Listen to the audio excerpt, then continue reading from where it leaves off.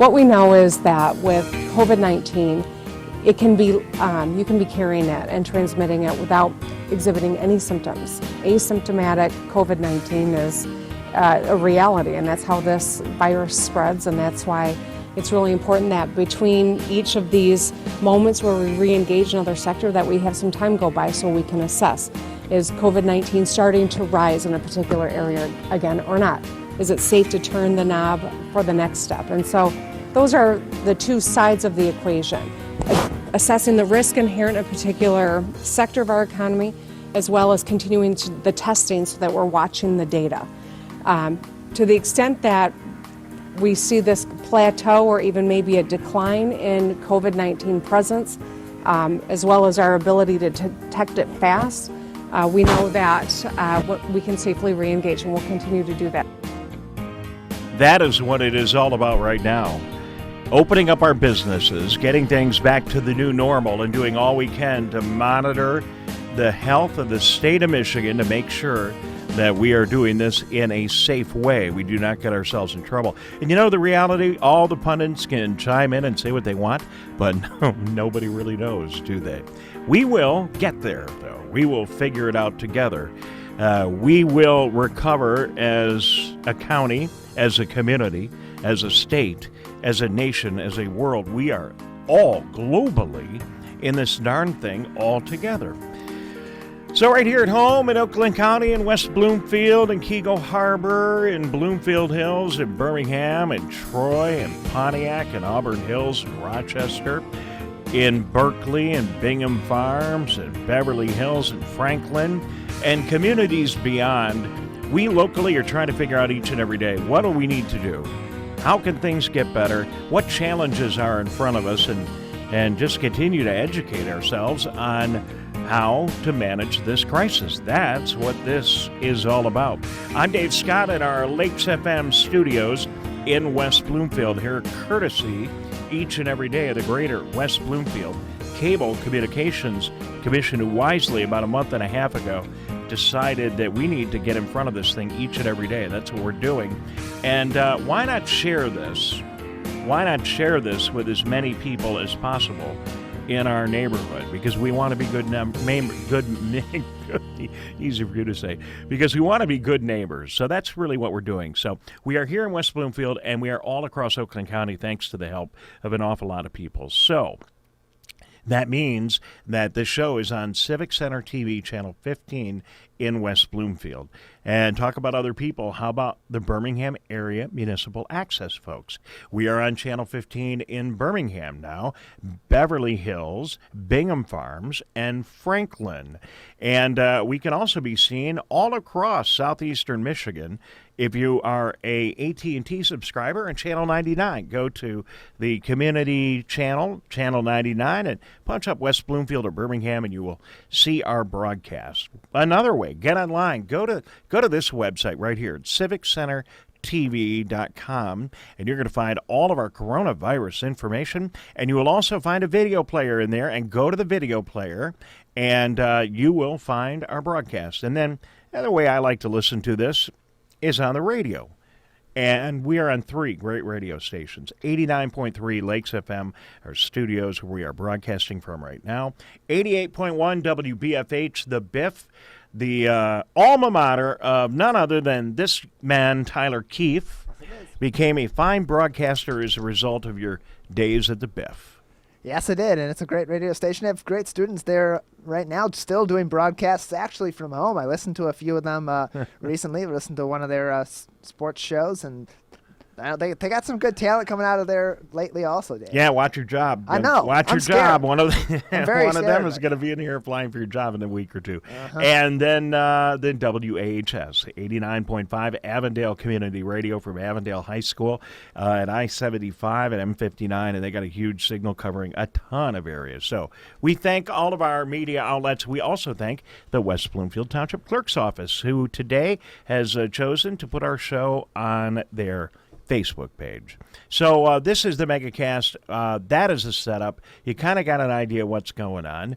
We like to talk to folks right here in our neighborhoods to find out what's going on the front line of the coronavirus. And from the very first day of this show, this guy right here was immensely helpful. Tyler, you want me to hit a button here? Okay. So I got to hit that button right there because he can't hear us, can he? Okay. No, he cannot. Greg Flynn, there you go. Now you can hear us. Joining us right now via Zoom from the West Bloomfield Township Fire Department is Chief Greg Flynn. Hello, Chief.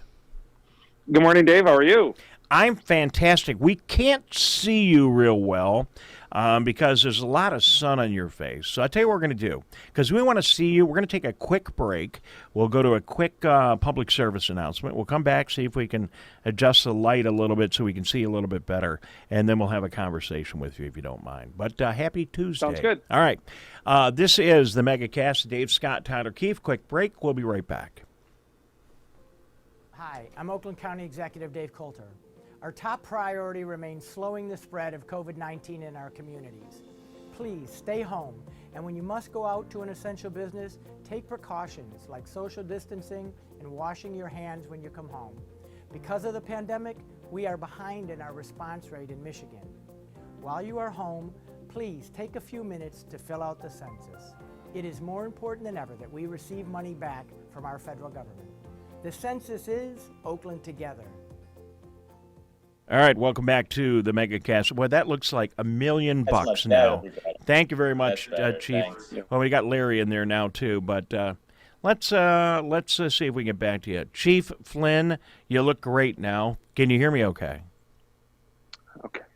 I can, Dave. Good morning. Okay, thank you for doing that. I just want to make sure we don't want to put you on television all across Oakland County without you looking perfect.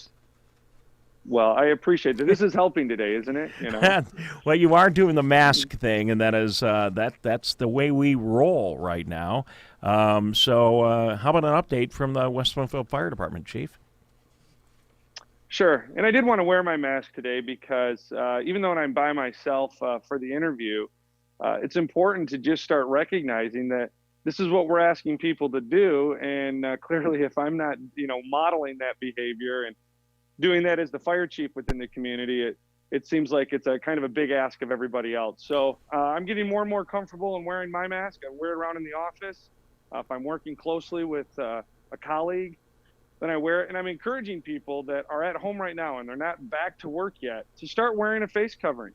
Get used to it. You'll see my glasses fog up a little bit now and then. Every so often you got to readjust that, but we've got to figure this out because this is going to be a big component of stopping that community spread that we're all so worried about. Well, and in the spirit of masking up, we've been doing the same here at the studio. It just did get in the way of the broadcast, but we have our masks. They're right here, and the minute we get off the air, we put our masks on immediately. Tyler and I do a really good job of keeping our social distancing, but this is the new normal. And you know what, Chief, I appreciate you doing this today because we don't know. As I said in the open of the show, we have no idea where this is heading.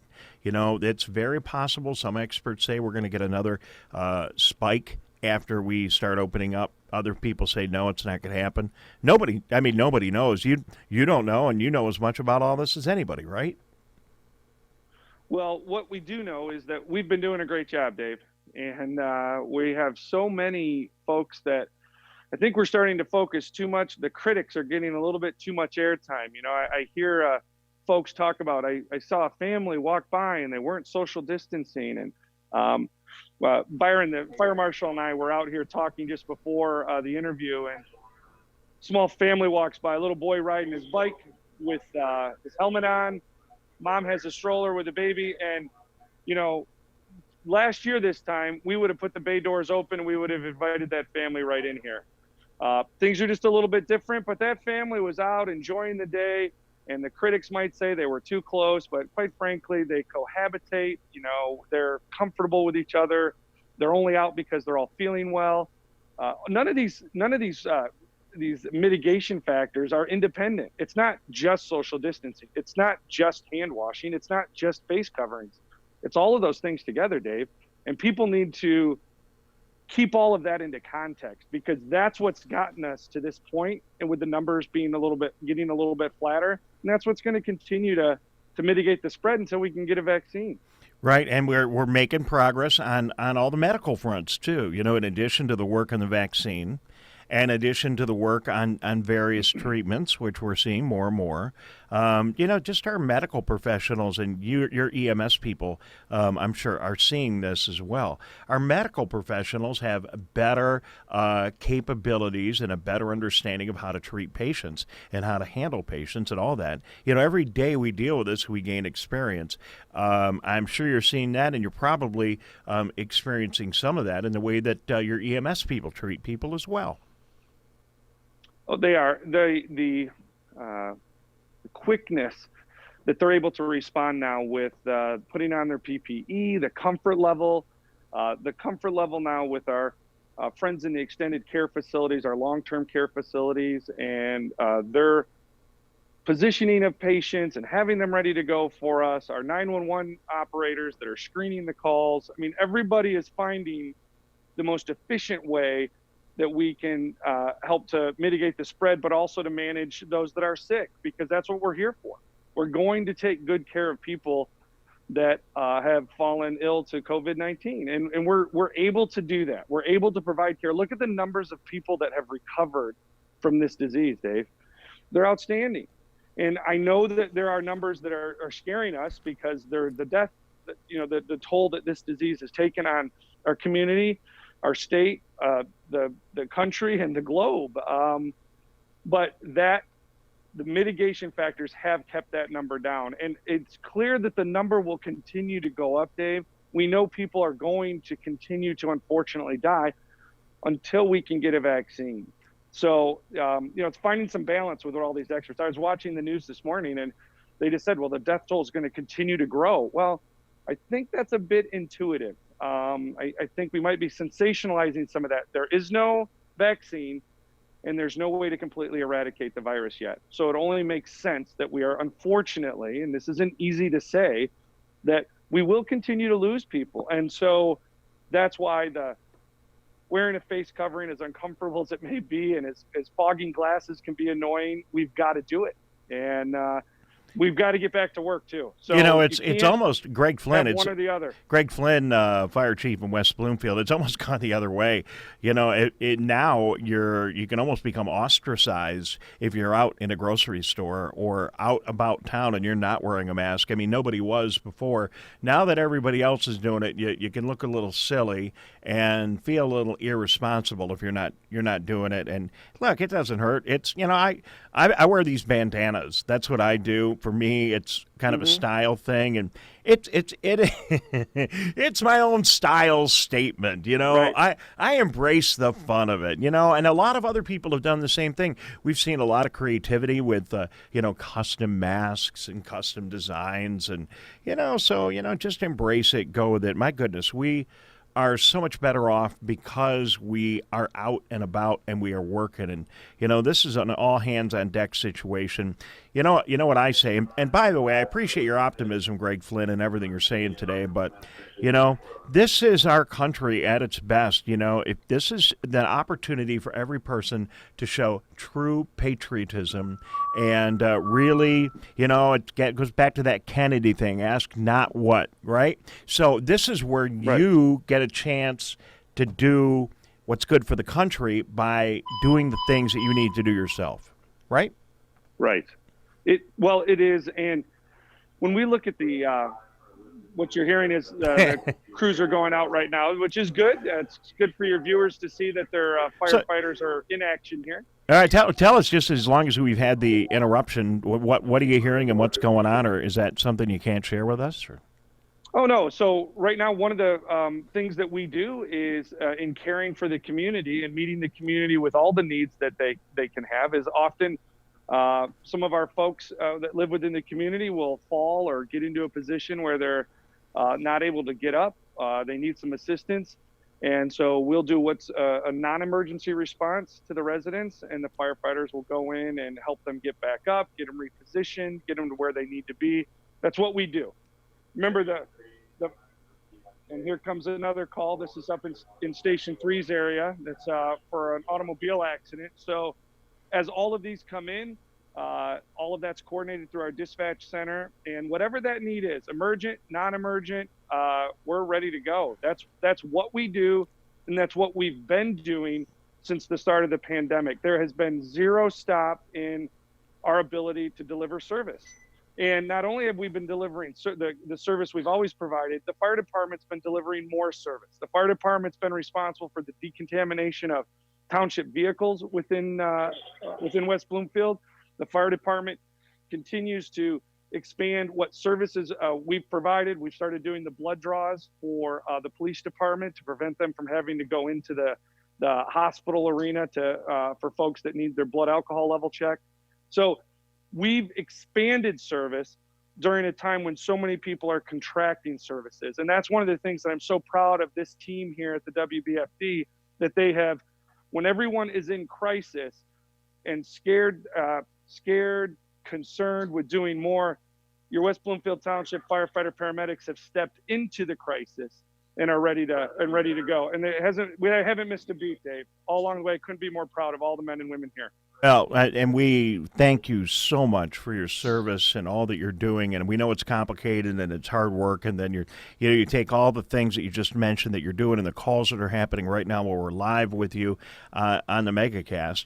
And then you just in the back of your head, you got to be thinking, well, and on top of all that, I could get this thing if I'm not careful. So, your folks are on the front line, and believe me, we appreciate every single one of them. Can you talk, Greg Flynn from West Bloomfield? I know you're on calls with all the other fire departments around Oakland County and our service area here for the Megacast. Can you just talk a little bit about the conversations you're having with other fire departments? I assume all the things you're doing in West Bloomfield are happening in every other community in the area as well. They are, and I know you've talked with some of our Oakway partners, and the Oakway is our mutual aid group, where all those departments that get together, and they are doing well. The things that we talk about are best practices that we're doing here. For example, some of our decontamination procedures we got from Chief Morin and his team in Bloomfield Township. We started doing testing in our extended care facilities, partnering with Oakland County Health.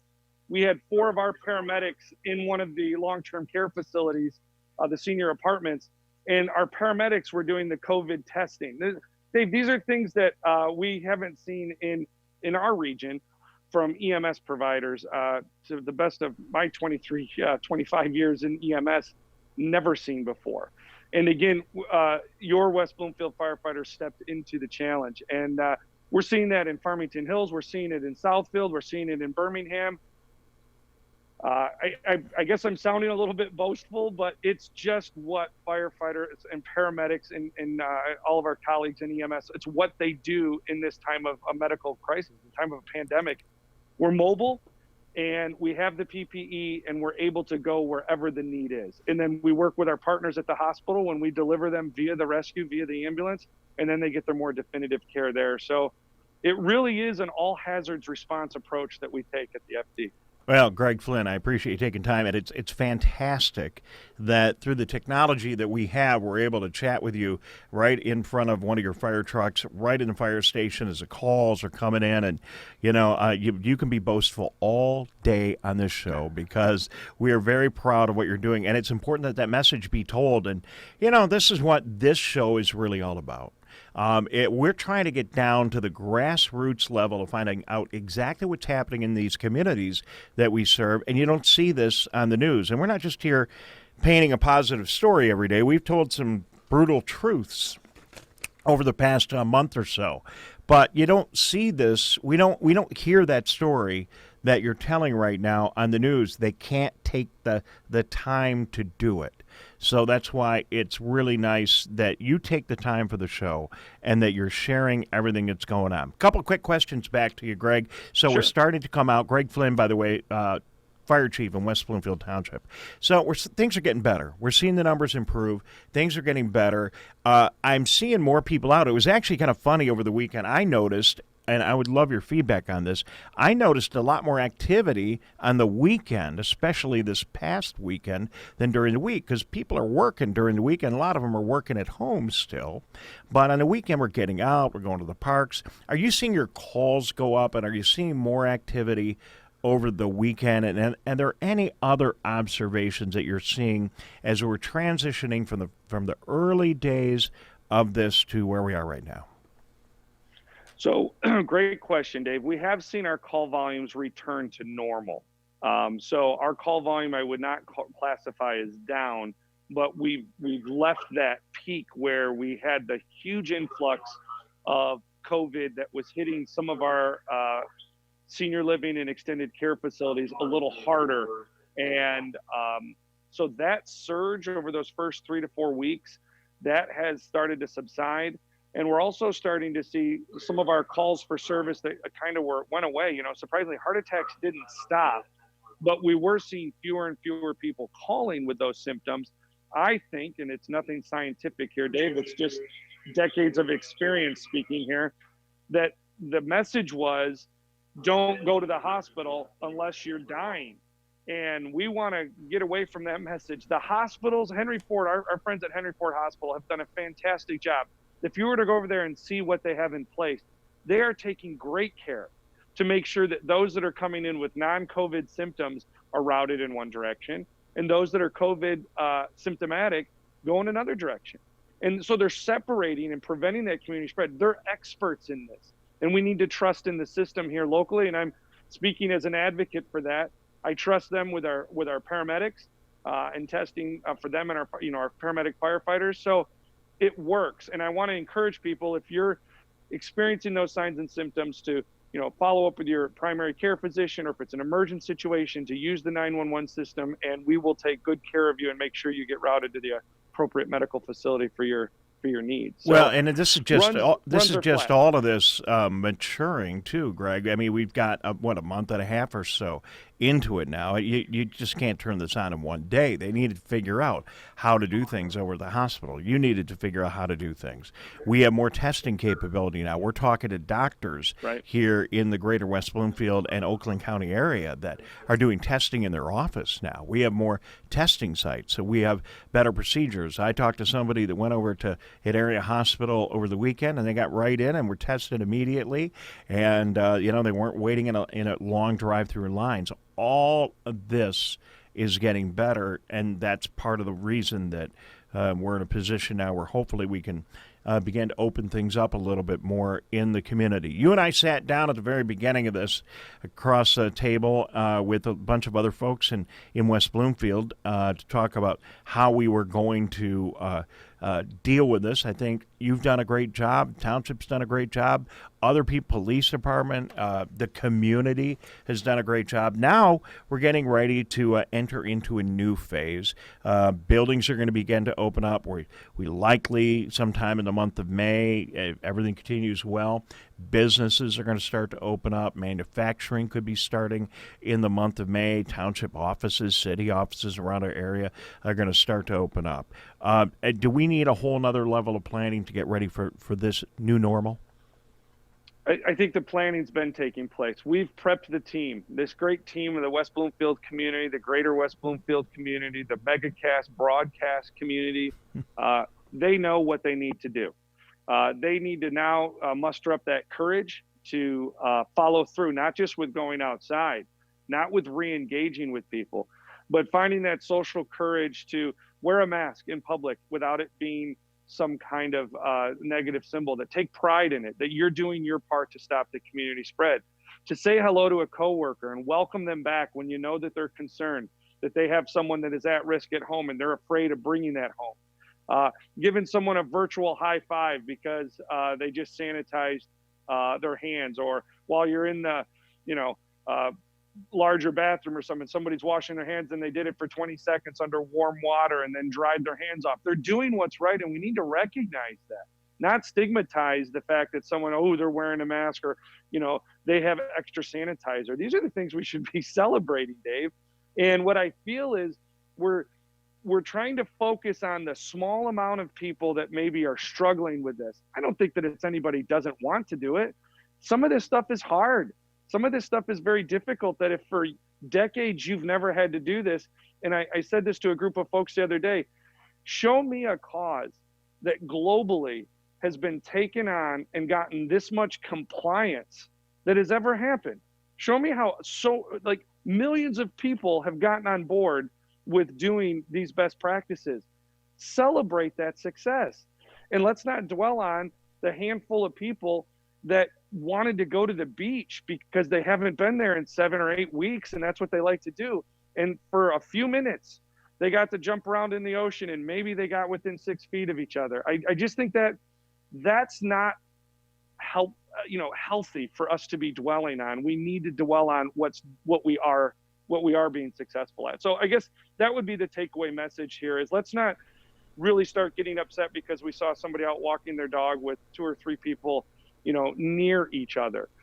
I get it, 6 feet apart. I'm not going against that, Dave, but we can't have people getting upset and physically engaging with people because they are frustrated by how they're coping with COVID-19. No, it's not a good idea. If you see somebody that's not doing the right thing, there are ways to get that message to them in a real positive way. I was so happy the other day. I was driving down the road on my bike, and I saw this huge. I've seen so many really cool, just handmade signs along the road with positive messages, like the positive message you're sending out today. My favorite one of the last week was somebody just put the quote up of that Bobby McFerrin song. It just said right at the end of their driveway, "Don't worry, be happy."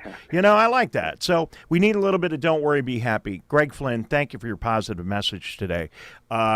People need to chill out, and people need to do this. And I agree with you. It's cool to wear a mask right now. It's cool to be part of making this happen and helping out our country. Thank you for everything. Any final words from the West Bloomfield Fire Department? Yeah, I would just encourage people to start practicing with their mask at home. I had a conversation with my teenage boys last night as my older son, he's a senior this year. Congratulations to Kaline. This is his last week of school, last week of Zooming, last week as a senior. But I asked him, I said, when are you going to wear a mask with your buddies? And he's like, well, I haven't thought about that. I'm like, no, we need to think about it. What mask are you going to wear? Are you going to make a mask? Let's not wait till the last second when someone's going out. And I asked them, if you're going to go to the movies again, you're gonna wear your mask. You're gonna sit further apart from your friends. Start having those conversations with your kids now. They're anxious to get back with their friends. Set them up to be successful. Set them up to do it well and to do it right and to be a model and to have that conversation about the courage that they're going to need to make a good decision when they're around all of their friends and there aren't any adults around, quote unquote adults around, that they're going to make good, safe decisions in response to COVID-19. All right, folks, you just heard it from Greg Flynn, the fire chief in West Bloomfield. He said, parents, it's time to have that conversation with your kids. Oh, it's only about a mask. It'll be okay. See, it could be a lot more complicated right now, right? All we got to do is have a mask conversation. Greg, thank you very much for joining us. Cheers, Dave. All right, to you as well. He is Greg Flynn, our fire chief. Hey, we're going to take a break. We'll be back in a minute. When we return, we got a great guest lined up today. When we return, we are going to talk to Dan Dickerson, the play-by-play host of the Detroit Tigers. What's going on with him? What's going on with Tiger baseball and baseball in general?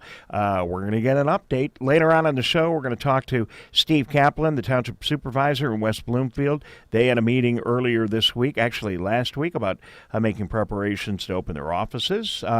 Dr. Hill, Superintendent of the West Bloomfield Schools, is going to check in today. A lot of West Bloomfield, but that's okay. All these issues cover and impact our entire viewing and listening area. When we were talking to one of our state senators yesterday, she was talking about the great work all of our superintendents are doing, and it's been a while since we checked in with him. Greg just mentioned graduations, Tyler, and there's a lot of planning. I talked to Eric Pace, principal at West Bloomfield yesterday, and I've been talking to other principals over the last couple of weeks, and they are all working really hard, putting plans together for their graduations. He said he was on a call with 20 other principals yesterday to try to figure out, share ideas and notes about, making graduation special. You don't want the graduating seniors not to be able to enjoy their graduation. Yeah, it's a special. Oh, sorry about that. Go ahead. Yeah, it's a special time for the seniors. It's a special time for their families, and each of these school districts seems to have a different idea of how they want to execute that, or could potentially execute a graduation ceremony of some sorts. It's not going to be what it has been. It's not going to be the usual kind of ceremony where you're walking across the stage and picking up your high school diploma, but there's something special that can be done, and it'll be interesting to see what creative ideas do come out of this. We are also going to check in with Mike Gingell. He is the Oakland County Commissioner of the 1st District. That is Orion Township, Lake Orion, Auburn Hills, Lake Angeles, Independence Township. We'll check in with him. And again, Dan Dickerson when we return. This is the Megacast. Thank you very much for joining us. We'll be right back. The Centers for Disease Control and Oakland County Health Division encourages households to prepare for the possibility of a coronavirus outbreak in their community. Keep extra items in your house for an extended stay at home. Remember any special food items for babies, the elderly, and pets. Keep non-prescription drugs and other health supplies on hand, such as personal medications, at least 1 month's supply, first aid kits, alcohol-based hand sanitizer, at least 60% alcohol, non-mercury thermometer, and get copies and maintain electronic versions of health records. Talk with family members about how they would be cared for if they got sick and what would be needed to care for them in your home. Learn about the plan at your child's school and your workplace. Discuss sick leave policies and/or telework options for workers who become ill. For more information, go to oakgov.com/health or call our Nurse on Call hotline at 1-800-848-5533. Let's take a little break away from all the coronavirus stuff and let's talk some baseball. No one better to do that with than really one of the nicest guys in broadcasting. He is the play-by-play voice of the Detroit Tigers, Dan Dickerson, joining us via Zoom. Dan, thank you very much for taking a couple of minutes for us today. You bet, Dave. How are you? Fantastic. Thank you for joining us. You're at your home? Is everyone okay and healthy? And how are you guys doing? Yeah, my son is a senior at Michigan State, and he's back home finishing, unfortunately, his last semester online. My daughter's 2 years older, and she's at Grand Valley State in Occupational Therapy grad school, and she's got a little break right now, but she's been pretty busy doing that. Her next semester starts in a few days, and my wife is teaching her journalism classes online for Michigan State. So I'm the cheerleader right now. Who thought that you would have all this free time at the end of April and May, huh? No, it's very strange. I mean, certainly enjoying time with everybody, and let's face it, the upside is bonus time with my family that, as you said, wouldn't normally be getting at this time of year. Well, Dan, we appreciate you taking a moment for us on the show today, and people all around Oakland County, that we wish we had our baseball. We're watching the replays, but yeah, it's nice for a while, but it is what it is. Is baseball coming back? Do you have any inside knowledge, or even just do you have a crystal ball that you can share with us? No, I think there's been some really good reporting. Ken Rosenthal, Jeff Passan have both written long pieces in the last couple of days talking about some of the things. Those are two pretty connected guys with, I think, the thinking of Major League Baseball. And I think that the biggest point is baseball is thinking about any possible way to come back and all possible ways to come back. So that's why fans are probably wondering why they're hearing so many different ideas. I think it's because, you're really trying to be flexible. You're trying to adjust to a changing landscape every day. So you're hearing, it could be Arizona and Florida, could be Arizona, Texas, Florida. The latest idea from Bob Nightingale, which I think has some real possibilities. 3 10-team divisions arranged geographically, west, central, east, and teams would play in their home ballparks without fans, or maybe by the end of the year, proper social distancing fan bases where you might get a few thousand people in, which is better than zero, right?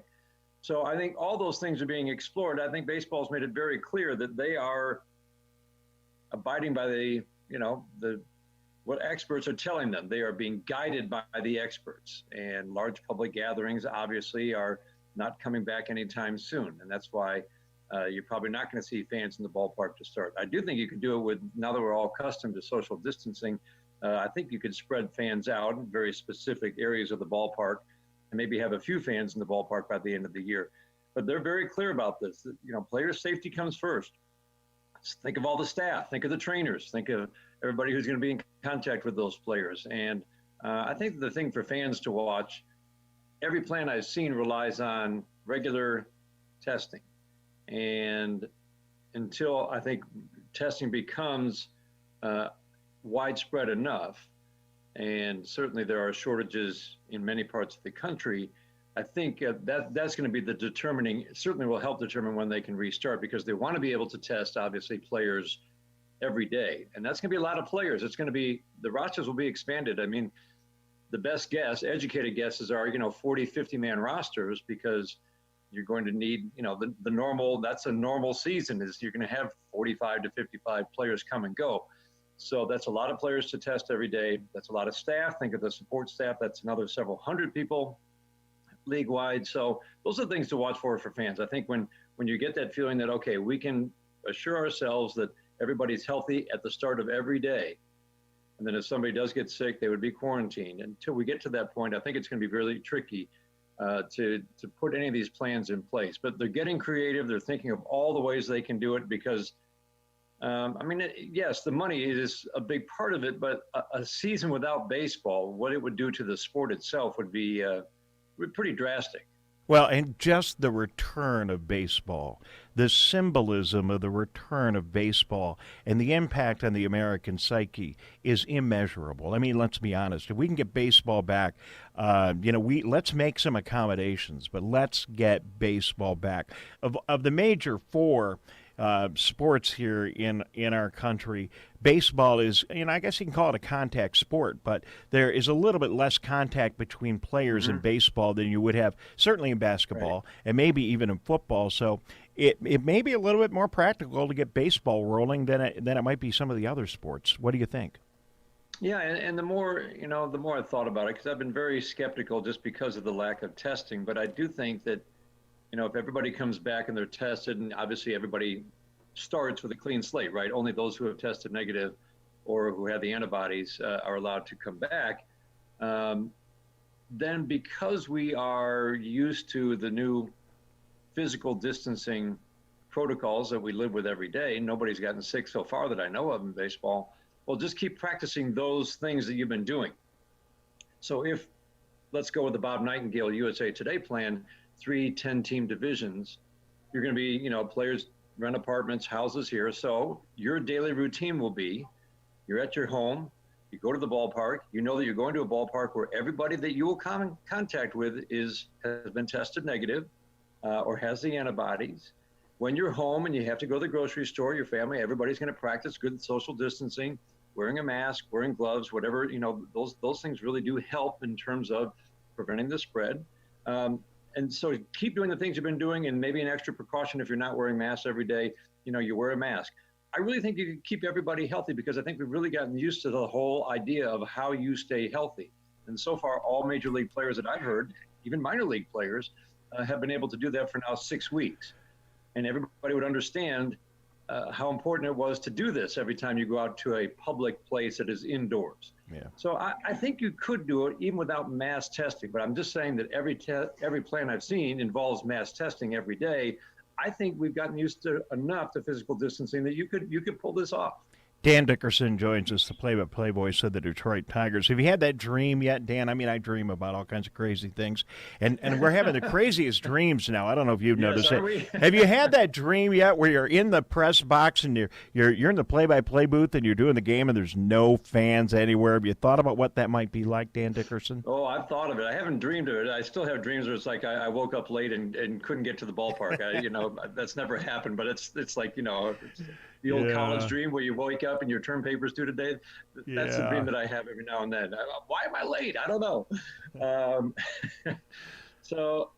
But you have to think about it, because I think that not just because it's my job, but I mean, it's going to be, I think radio and TV broadcasts are going to be extremely important with no fans in the stands. So you do picture it, and you realize that, you're going to call the game the same way.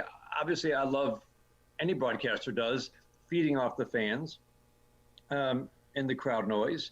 But if you don't have it, okay, you're still going to call the game. You're still going to call the game, as best you can. You're going to have to bring maybe that energy that the crowd might have provided.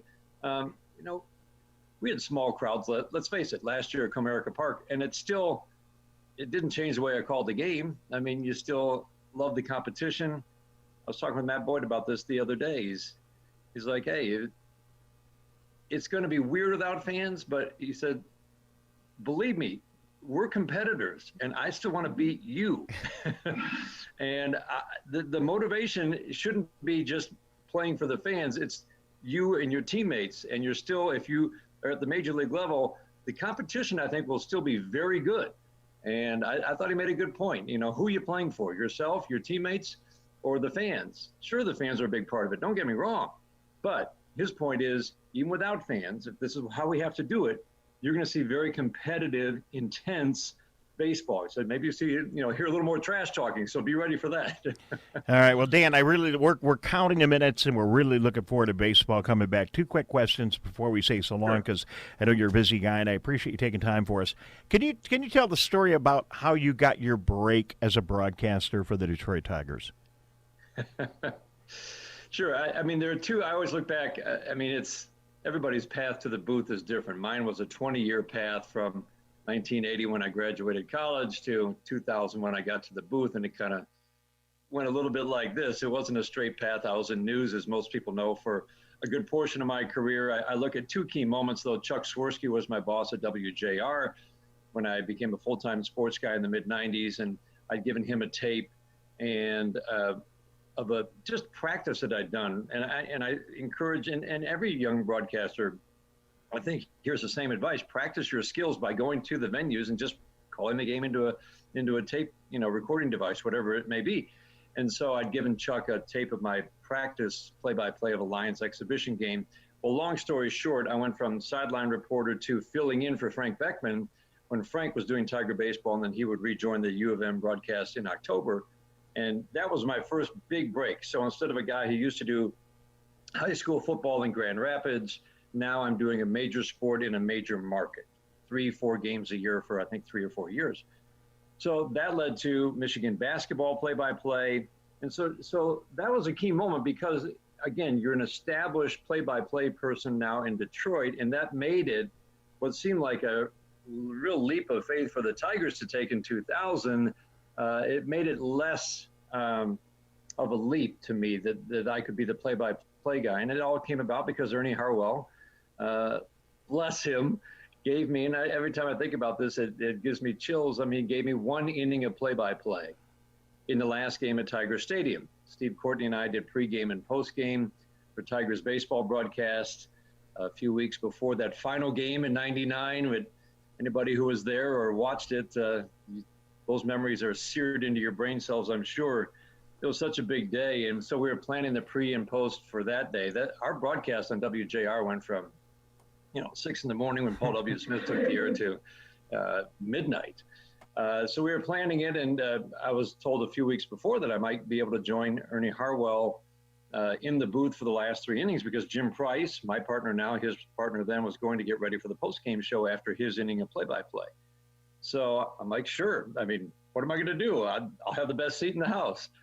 So in the middle innings, when Jim was doing his play-by-play, Ernie stood up and I mean, the picture of a booth is, I don't know, 8 by 6. I mean, it's tiny. And I'm standing there just listening in so I don't repeat anything that they've been saying. And Ernie stood up in middle innings and he said, so what's the plan here? I'm thinking, great. Nobody told Ernie Harwell. I mean, he knew who I was, but nobody told him what the heck I'm doing in the booth right now.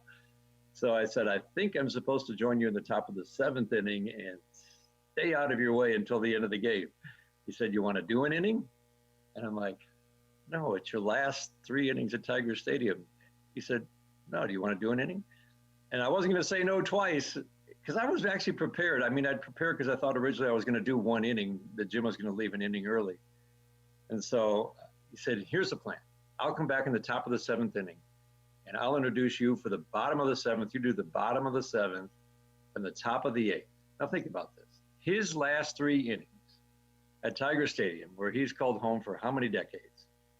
And he's giving one of those last 3 innings on a day when the emotions are high and the flash bulbs are going off every pitch, giving one of those innings to me. And I don't think there's any question that, and he did a great job of, the style for him was generally there wasn't a lot of byplay with his partners because that's how it started. I mean, he was solo starting out in the 1940s. So, but with me, he would, folks, you're listening to the Major League debut of Dan Dickerson. Dan, when was your first ball game here? I mean, just anything he could to make me feel comfortable. And it worked because I did. And then, but I do think that 1 inning, Dave, really helped get me into the booth the next year when they decided to add a middle innings play-by-play guy to the booth, a 3-man booth, really for the first time. And that 1 inning, I don't think there's any question, it helped get me to that spot.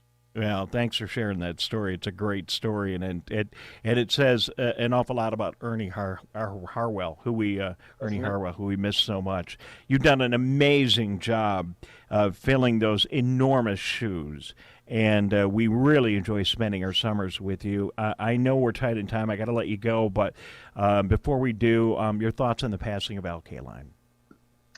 Well, it was just one of the real joys of this job for the last 20 years has been getting to know Al Kaline. I mean, knew him a little bit because we'd, been around the ballpark in the late 90s, but to get the job and, his friendship with Jim Price meant that he would stop in the booth all the time and they'd harass each other and swap lies and tell stories. And I always loved just listening in, but the fun part was on those days, maybe when Jim wasn't there and Al would stop in, that just the conversations you would have, or if I'd just interject into their conversation. And it's just, it was really fun because here's a guy who was, with the organization for so long and, a special assistant, that's a tough job, meaning that, how do I make myself useful? I'm a special assistant to the GM. What does that mean? Well, it's a pretty open-ended job. And he looked at it as, okay, I'm here to give you any information that you would like. And he was an on-field instructor until recent years. But he'd go down to the clubhouse every day. This is how he was able to connect with kids across generations, players that, were 60 years younger than him. And he would go down in the clubhouse and sometimes he'd just sit there and he wasn't enforcing himself on anybody. For some years, I think he was frustrated that young players weren't coming up and talking to him, but he just wanted to be there if they had questions. But in recent years, I think it was really gratifying to him that players would come up and talk to him and pick his brain a little bit about life, about baseball. But he was so sharp, Dave. That's why I love talking with him. It's like, what are you seeing in this guy? What do you think about the team right now, how they're playing? He didn't miss a thing, and he always had he wasn't coming in spouting opinions, but if you asked him, he always had an answer because he watched the game so closely and he had so much to offer. And it was just a pleasure to get to know the person and this Hall of Famer who, everybody idolized growing up, and to have him in the booth on a regular basis and to get to know him on that level was one of the joys of the job. And, let's face it, he was the face of this franchise for 5 decades plus, 6 decades plus, going back to the mid-50s. And That's pretty special. He was a special person. He was, and you are as well. Dan, thank you very much for taking all this time today. We appreciate it. It helps us all feel a little bit closer to the game we love, and really good to connect with you. Fantastic stories, and a nice little break from everything else that's going on in our world right now. I really appreciate you sharing that with the folks around Oakland County. Thank you very much. Absolutely, and thank to you for all the good work you're doing and keeping people informed in this area about what's going on and what we need to do to try to get things back to some semblance of normalcy. Well, we that's greatly appreciated, and we will get there, and a big part of it will be baseball, and we'll all be smiling ear to ear the day that we get to tune in and hear Dan Dickerson back on the radio calling the games. Thanks, Dan. Appreciate it. You're welcome. I look forward to that day as well. All right. Dan Dickerson, he is the play-by-play voice of the Detroit Tigers. Coronavirus is deadly, but Michigan can fight back. Our front doors are the front lines of defense. Staying home is the best way to stop the spread, because just one infected person can give it to 40, who can give it to countless more. So call Grandma, don't visit. Video chat, don't meet up. And if you must go out for food or medicine, keep at least 6 feet from others. Stay home, stay safe, stop the spread.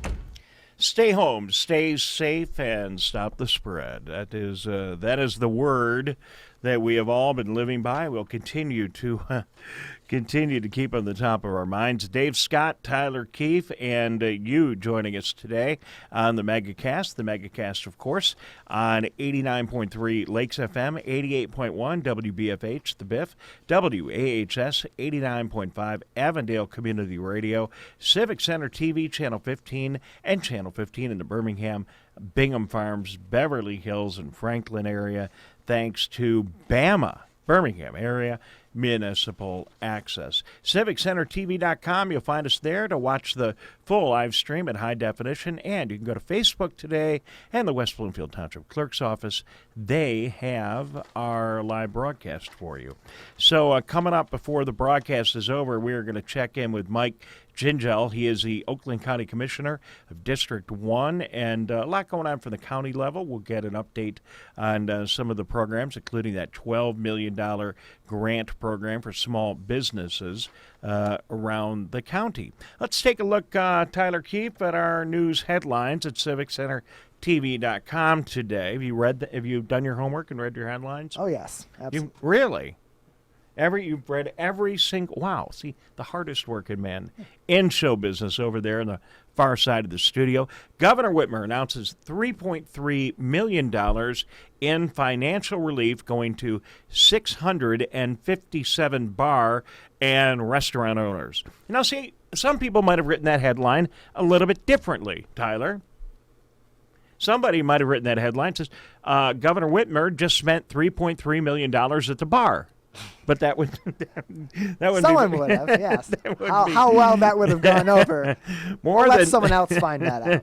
More than $3.3 million in financial relief is being sent, badly needed money, to 657 bars and restaurants across the state. Bars and restaurants have 90 days after emergency declarations are lifted to repurchase inventory and pay back the Michigan Liquor Control Commission. That story's all there. One of the things they did was they allowed a lot of the bars and establishments sell back some of their liquor to get a little bit more cash to continue to stay solvent. That story at CivicCenterTV.com/coronavirus, along with Beaumont launches new clinical study on combo treatment for COVID-19. Beaumont Health has received FDA approval to operate a new clinical trial at the Beaumont Hospital in Royal Oak. The clinical study will be aimed at treating COVID-19 patients with the drug ketamine and naltrexone. Sure.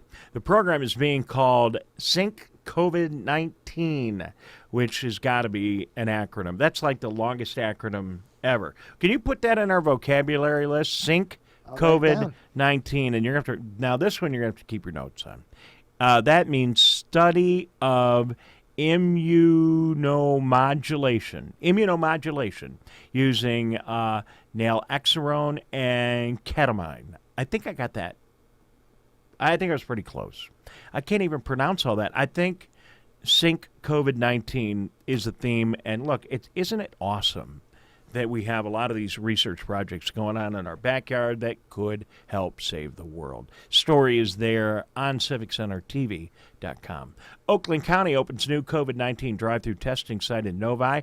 Honor Community Health is offering coronavirus testing from 9 a.m. to 5 p.m. at the Novi Civic Center off 10 Mile Road. A prescription or doctor's note is not necessary. Wow. And we're seeing more of this. A lot of, you could call your doctor now, and they may even have testing right in their own office. We heard that from Dr. Two Wheel yesterday in the show, Tyler. Yeah, expanded testing means there's more opportunities, there's more places you can get tested, and being able to go to your primary care doctor, a location that you trust, a person that you trust with your testing, with your medical history, it would be a huge benefit for a lot of people. A couple of minutes ago, we were talking to Greg Flynn of the West Bloomfield Police Department. He said that the West Bloomfield Fire Department. He said they are very well organized at the area hospitals, including Henry Ford West Bloomfield, where they can bring COVID-19 patients in one way and bring non-COVID-19 patients in the other way. And that's a big deal because it is allowing hospitals to get back to treating other things, which is much needed. We suspended so many other standard or schedulable, is that a word? I don't think so. So many other procedures that can be scheduled. Most of those were deferred, and now the hospitals can ramp that back up. Story says as coronavirus eases, Michigan hospitals ramp up more lucrative procedures, and they do need the financial benefit of these procedures to continue to sustain all of the hospitals. Some healthcare centers and hospitals have started to reschedule procedures that range between emergency cases and elective operations. Time-sensitive medical runs and medical care runs, the range. Time-sensitive, I was thinking that was like a fire run. Time-sensitive medical care runs the range from heart procedures to orthopedic fixes and biopsies. So the entire story at CivicCenterTV.com.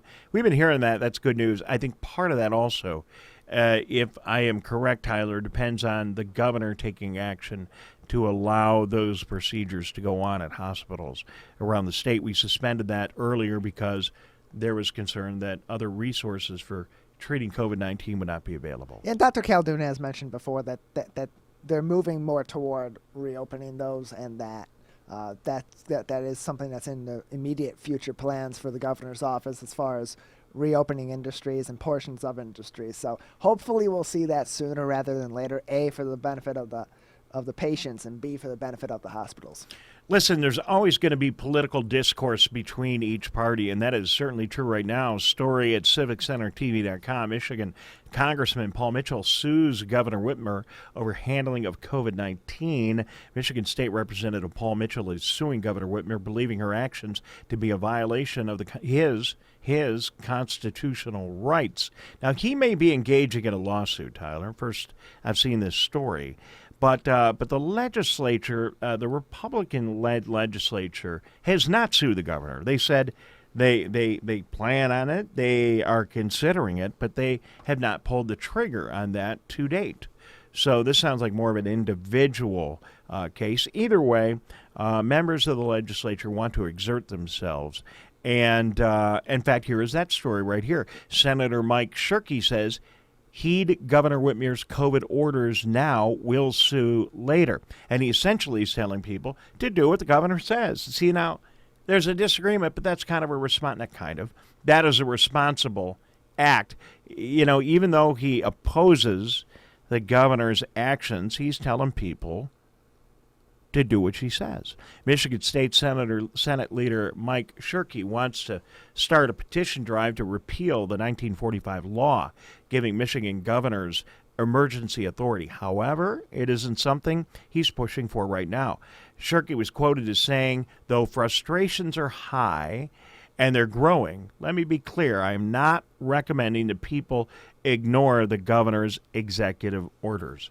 That story there, that was in a conversation with a local radio station in his district. So, you know, you can read through all that. It's a nice combination of of what's going on in the coronavirus front right now, and you'll find all that at civiccentertv.com. And Tyler, we'll work all this stuff out. Like I've said 1,000 times in the show, this thing was easy to get all tangled up because we did so many things quickly. We had to react fast. Untangling, that's not easy, and that's what we're working on right now. No, and I do appreciate the difference in opinion and execution, but not there being a differing in opinion of need from people like Senator Mike Shirkey, who says, let's take the precautions we need to take now. We don't have to agree with the way they're being done, but we do need to take precautions regardless. So if that's the precaution of the day that we're taking, if those are the regulations of the day, let's follow them, and then we can debate later on whether or not it was the right process. And I think if you're opposing the governor's actions, the governor's point of view at this time, I think that's the most responsible way to do it. All right. So, and of course, we stay out of all that stuff. Precisely. We are just here to let you know what's going on, and this show has no political agenda. We don't want to get in that mess at all. Okay, we have a lot coming up in the next hour. Steve Kaplan will join us. He is the West Bloomfield Township Supervisor. Communities are beginning to work on plans to open up their town halls and move down the road in this whole thing as we see the curve flatten, things get back to the new normal. And we'll talk to Steve in the next couple of minutes. Superintendents across our region are continuing to work on a variety of plans for the summer, plans for next fall, plans for their impending graduations. And Dr. Gerald Hill, Superintendent of Schools in the West Bloomfield District, will be with us as well today. And then we're going to talk to Mike Gingell. He is the Oakland County Commissioner from the 1st District. So that's all coming up next hour, along with a lot more news and information on the coronavirus front. I'm Dave Scott. He's Tyler Keefe. We're going to take a break. Before we do so, we want to thank our radio stations, and we really appreciate each and every one. 89.3 WBLD, Orchard Lake, West Bloomfield, Keego Harbor, Sylvan Lake. That is Lakes FM. 88.1 WBFH Bloomfield Hills, better known as the Biff, broadcasting proudly from Bloomfield Hills High School. And thanks to Ron Whittable, who leads the program over there, and WAHS Auburn Hills 89.5 Avondale Community Radio, broadcasting from Avondale High School around the I-75 and M59 area, and booming out a huge signal all over much of Oakland and a ton of Macomb County. We thank Logan, who gets us on the air there every day, and of course Dr. Schwartz in Auburn Hills. Thanks to Bloomfield Area Municipal Access, Civic Center TV, and everyone else involved in the broadcast. We'll be back I said the broadcast. Everyone else involved in the Megacast. We'll be back in a moment. Hi, my name is Kurt Lawson, and I'm the Public Information Officer for West Bloomfield Township. We wanted to reach out to you, our older adults, to provide information that you may find useful during this difficult time. We want to ensure you that West Bloomfield Town Hall, our Waters and Utility Department, West Bloomfield Parks, and our police and fire departments continue to work hard on your behalf. Information and resources can be found on the Township website, the police Facebook and Twitter, or call West Bloomfield Park's COVID-19 Help Hotline. Please remember to keep your social distance of at least 6 feet, wear facial coverings when you leave your home, and wash your hands for at least 20 seconds with soap. These precautions will help keep you safe during these difficult times. Hello, I'm Dr. Betty Chu, Chief Quality Officer at Henry Ford Health System, and I'm with Wright Lassiter, Henry Ford Health System's CEO, to talk about coronavirus. In uncertain times, it's natural to have questions. So I'm going to ask Dr. Chu to answer some of the common ones. First, why can't I visit my grandma to see if she's okay? Because the elderly are at a higher risk for complications with this disease, and you could inadvertently infect her. If I'm healthy, why can't I go out with my friends? The larger the crowd you're exposed to, the higher the chance you could get infected and infect others. If I have symptoms, why do I have to seek care? While the disease isn't dangerous for most people, for others it can be. We need to understand how serious your case is, because the right choices save lives. For more information, visit henryford.com or call 313-874-1055.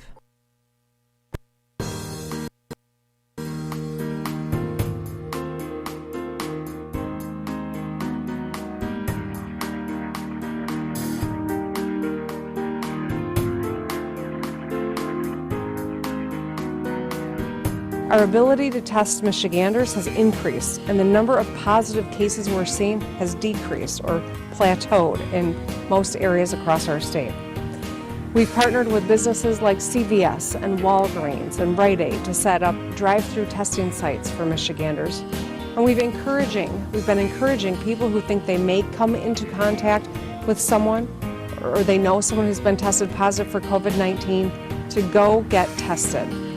Go to michigan.gov/coronavirus test to find a site near you. Michigan.gov/coronavirus/test. We are making so much progress, folks. I'm all fired up today. I am all fired up because we are making progress on this coronavirus front. Listen, I always said that when we can go down to CVS or whatever your neighborhood drugstore pharmacy is, and we can pull up and we can do drive-through coronavirus testing, now that's a good day. We are making progress. Things are getting better. We are getting closer to not only flattening the curve, but opening up our communities, because we can't open up our communities without testing. We cannot get to where we want to without getting rid of a lot of the uncertainty, and that is exactly what is going on. We are making progress, Tyler Keefe, each and every day, and it's I'm fired up. You know, we're getting there. We got a ways to go, but we're getting there. Yeah, it's a slow process, but you got to figure it's going to be a slow process because we've never been through something like this before. It's been 100 years since the last pandemic in the U.S. In the world, so we aren't familiar. I would say, unless you were around during the pandemic of 1918, you're not really familiar with how to go about this best, and especially Come on, with the modern just stop it. constraints. Even I wasn't around during the pandemic of 1918. Right. I mean, so this is a totally new deal, Tyler, right? And can you imagine going through this whole thing with the technology of that day and the technology that we have put to fore here? We see what's going on with the amazing progress that people are making with the possible therapeutic drugs, a bunch of them already in the works and in place, and we're seeing the progress even of the vaccines that at the very beginning everybody said this could take a year, 2 years, and it still might, but they have working vaccines in the UK that are based on medications they were already working on before all this happened. So they were able to escalate the deployment of these vaccines because many of the dangers and risks of providing these vaccines to humans were known. So it accelerated the whole thing. And so we're closer to vaccines. We know in our hospitals, like here in Oakland County, we know how to treat people better. We've learned a lot. As you heard from Chief Flynn a little while ago from West Bloomfield, we've learned, strategies to make sure that we're doing everything to treat people and get them to the hospital quickly. So all these things are happening. It's getting better. We're making progress. We still have a ways to go, but it is all good news, and I'm confident that we're going to get there. No, the thing is, though, all that being said, all that optimistic conversation, none of us really know the date that things are going to be back to the new normal. So we forge on and do the best we can. Coming up in a couple of minutes, we're going to talk to Steve Kaplan. He is the West Bloomfield Township Supervisor, and we'll get him on the air in a couple of minutes. Heavy West Bloomfield show today, but I want our folks around our coverage area to know that, the story out of West Bloomfield is essentially the same story in every community, and yesterday was like all Birmingham, today's all West Bloomfield. So Dr. Gerald Hill joins us. He is the superintendent of the West Bloomfield schools, and then we'll go to the county level and talk to one of our commissioners from Oakland County. Mike Gingell will join us. So that's what's coming up. I see Steve Kaplan now sitting at his desk on our Zoom computer, and I think I can hit a button or two here. This is more comfortable. Steve, can you hear me? I just don't want to. Steve Kaplan, can you hear me? Yeah. Okay, so Steve can't hear us. Maybe we need to hit a button here or two and see if he can hear us. Okay, let's try that one more time. Let's see. Dun, dun, dun, dun. I'll tell you what, we're going to take a 30-second break. We'll be right back. And no, we haven't? No, we. Okay, Steve, can you hear me? Hi, Dave. Yes, I may. Good. I'm sorry about that. You're looking good. Well, you are too. You are too, and you're You're in your office in the West Bloomfield Township Hall. That's a step in the right direction.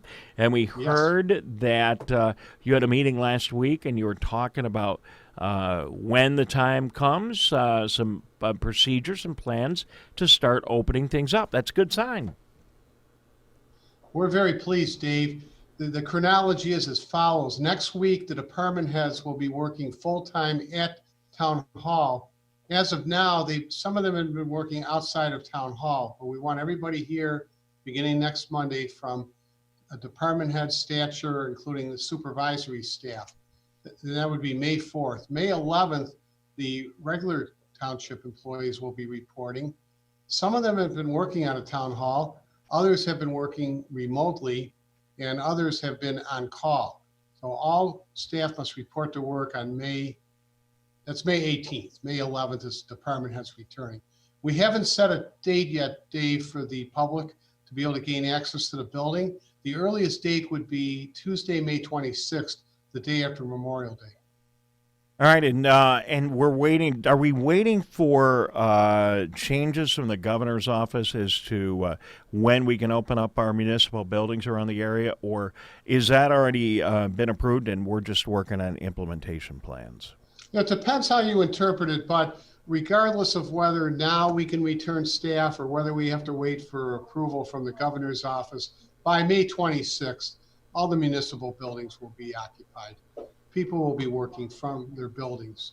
And I don't know if you want me to delve into this, but we have strict rules that we are going to impose regarding public and staff in terms of safety measures. Well, you could talk about it, Steve Kaplan, because we got the time. That's what this show is all about. This is not, we don't have to get to a commercial break. So yeah, let's take the time and take a look at it. And I'm sure what you're doing is going to be mirrored all around the area too. Other people are probably going through the same thing. So I think everybody would enjoy hearing what kind of plans you put in place in West Bloomfield. Well, Dave, at the risk of offering accolades for ourselves, we have been ahead of the curve in terms of, we formed a committee a month and a half ago, and it revolved around what are we going to do when we're back at Town Hall? What are the procedures? What safety measures are we taking? We also were one of the first communities in the Tri-County area to form what's called an EOC, an Emergency Operations Center. And that's what we're supposed to do. We're not asking for compliments from the public for doing the work that we have been hired to do. But be assured that we have taken into account commentaries by experts, writings by experts. We've consulted with medical staff, and we know now, thanks to all of our experts, the ideal setting here at Town Hall and other township buildings for our public to be safe, because nobody wants to enter a public building and be exposed to disease. And our staff deserves not to be concerned about contracting the virus. So as humanly possible, we have invoked measures where our staff and our public can be safe. Steve Kaplan is the West Bloomfield Township Supervisor. Steve, it's really warmed my heart over the past month and a half to, head to various businesses around our area and see how they've all creatively made it work. People have been really innovative, putting up plexiglass in areas at checkout counters. And I went to a carryout restaurant. They took their whole entrance and they reconstructed their whole entrance so you couldn't come in the restaurant, but they had a really nice window configuration, kind of like a slider thing like you have at the drive-up bank window. I mean, people have been really innovative, trying to figure out ways to protect themselves and put a lot of planning into it. They're doing it in the business community, and it's really good to see that you're doing the same kind of thing to make sure that we can get things open, because the simple solution would be to just leave everything closed forever, but that isn't going to do any good, right? But Dave, your observations are astute. The businesses in the area, these restaurants that are still providing carry out and delivery and curbside service, most of them are not making money. Most of them are operating in the red. Of course, there's an exception for a business which is essentially carry out anyway, like a Jet's Pizza or Little Caesar's Pizza. The point is that many of these proprietors, Dave, are continuing to operate. Sure, they want to stay viable. They don't want to close and then have to reopen, but they're also providing a service for their staff, because the staff would be unemployed. I know unemployment is available, but most people want to work. And they're also providing a service to the community benefits. So for those business people, we are very appreciative.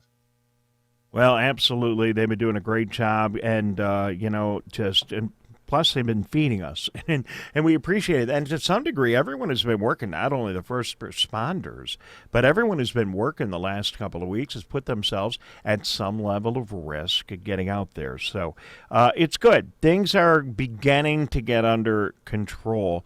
How's it been working, Steve? We've not talked a little bit.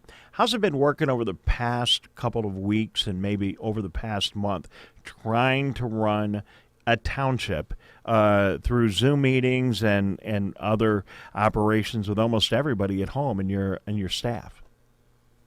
We have an information technology department overseen by Harry Palmer, full-time employee, and they're really peerless. I can't imagine an IT department anywhere which is superior to ours. But everybody's resilient. We know we're here to serve the public, but we're human. We make mistakes.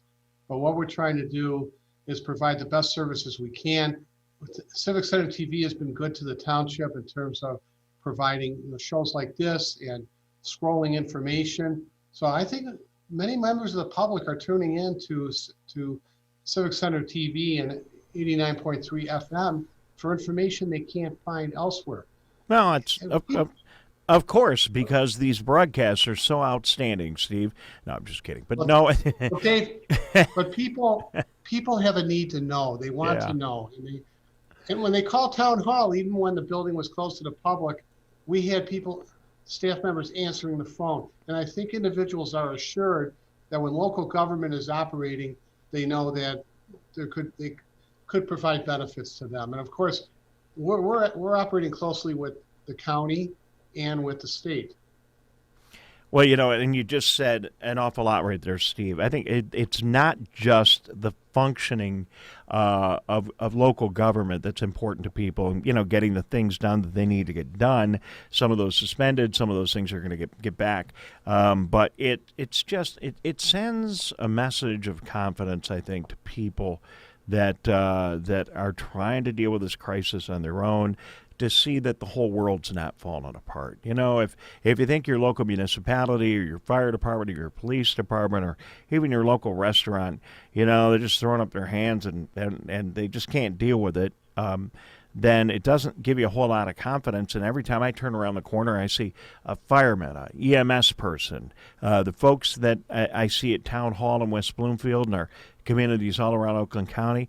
I see these people doing amazing work, and then I hear, from the fire and police departments and the school districts that everyone's getting together on the phone and sharing notes. So I assume you've been talking to other folks in other municipalities and sharing some ideas and having dialogue with them to help get through this. A sign of intelligence of an individual is to appreciate those who know more and capitalizing on that knowledge. So we're active here in the Michigan Township Association. That's a statewide agency. Also Oakland County Supervisors Association. And we meet, we talk by Zoom, and we gain ideas from them, and we hope we offer something that might be somewhat intelligent. But the fact is, Dave, I want to go back to the point of there are individuals living alone, maybe widows or widowers, and they're essentially senior citizens, and they are ensnared in their condominiums or apartments or homes or in the living facilities. And when they can call town hall and somebody is friendly, how you doing, be well. I mean, just the isolation, Dave, has to be terrorizing or terrible to the average person. Well, it is, and that's why we keep reminding people to take a moment or two and call somebody that you might know is alone. Steve, I know you do a great job. I've sat in your office and watched you pick up your phone an awful lot, and I know you enjoy talking to your constituents. But yeah, especially right now, you probably get some phone calls from some people that need something, but they probably also just want to hear a friendly voice on the other side of the phone. Well, thanks, Dave, because they don't know whom to call with respect to an animal license, a fallen tree, a dead deer. They don't know, or a tree overlapping on somebody's property. They don't know the person to call. So if we're not the proper agency or governmental entity to resolve the problem, Dave, we know to whom to refer. this issue. One of the things as we untangle all this mess, it certainly has had the coronavirus with so many people out of work has certainly had a negative impact on our economy and a negative impact, unfortunately, on taxes and the taxes of the state, federal government, and I assume on some level the local government has been collecting. Are you beginning to have conversations about what's going to happen fiscally, how this is impacted the financial future of West Bloomfield, and probably in the same boat with a lot of other communities, and start to deal with those issues, or is that a little bit down the road? We have been discussing, and thanks for asking. For example, property values. One doesn't know whether property values will decline into next year, but if so, we would have a declining or diminished revenue base. Also, the main concern for us is we received $5.9 million through the state of Michigan in revenue sharing, about $1.475 million per quarter. And with sales taxes decrease, we will receive less from the state. But Dave, we're a very prudent government. This goes way back to the 1960s. West Bloomfield Board of Trustees, regardless of the personalities who have served the public, almost uniformly you have conservative people monitoring the money, the funds. So Dave, we are not extravagant.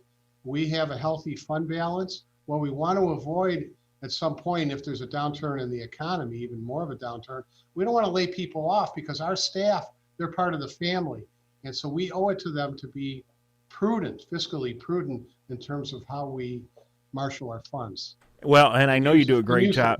I know you do a great job in West Bloomfield, and I don't know if you want to comment on this, but I'm sure that's not the case in every other municipality. Many of them probably to no fault of their own. They just don't have the economic base and property values. But you look at, communities like the city of Detroit and Pontiac and other communities that don't have the property values that you have in West Bloomfield, and they may have a handful coming up. Do you think that we'll see municipalities that are going to have to go into bankruptcy and face other issues like that, or do you think that won't be a problem around the state of Michigan? I don't see bankruptcies occurring, maybe in some isolated areas, but for example, and a municipality can take the view of we want a 10% fund balance or rainy day fund, and we're going to spend our money and we'll keep the 10%. So let's say this building, we can add on to the building, we can construct a new building. Town Hall was built in 1988. It's been 31 years. The building is doing just fine. We maintain it. The fact is there are many things we would like to do. We would like to buy new vehicles for our staff. We have about 25 township vehicles at the building department, the assessing department, the inspectors, and code enforcement, and other departments use. These cars are old, Dave. They're Ford Focus vehicles. They're not extravagant at all. And actually what we did, we had a lease agreement, and then at the end of the lease, I think it was 5 years, we bought those vehicles for $1.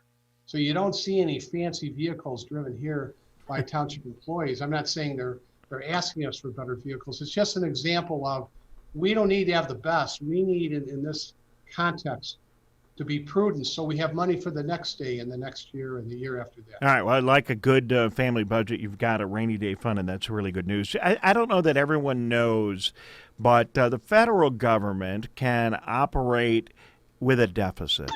But local municipalities, school districts, the state of Michigan can't do that. Is that correct?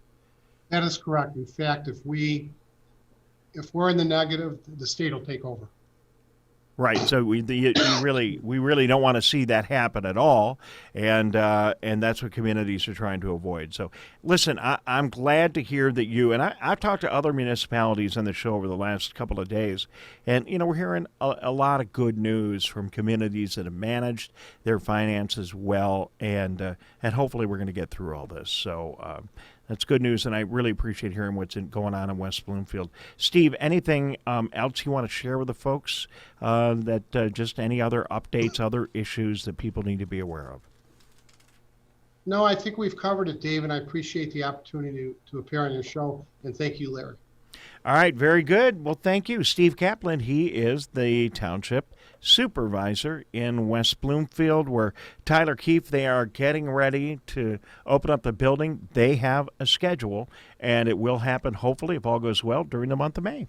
Yeah, and it's a comprehensive schedule. It's in 5 phases. I happen to be part of the broadcast of their meeting earlier on this week, their special meeting where they went through those plans, and their assessing director, Rob Scripture, their planning director and development services director, Amy Neary, played a huge role in that. And it was interesting to get a perspective on how they put this procedure together in these 5 phases together, and what their mindset's going to be at the end of each of these phases, deciding to move on or to backscale. And that meeting is on our website. It's on civiccentertv.com. So if anybody is interested in seeing from a municipal perspective how these plans are being put into place, it's similar all around, as we've said, with a lot of these municipalities. So it's an interesting point of view to see what our local towns and our local cities are thinking and how they're planning to execute the individual reopenings right in your backyard. All right, our show today has definitely been a West Bloomfield focus.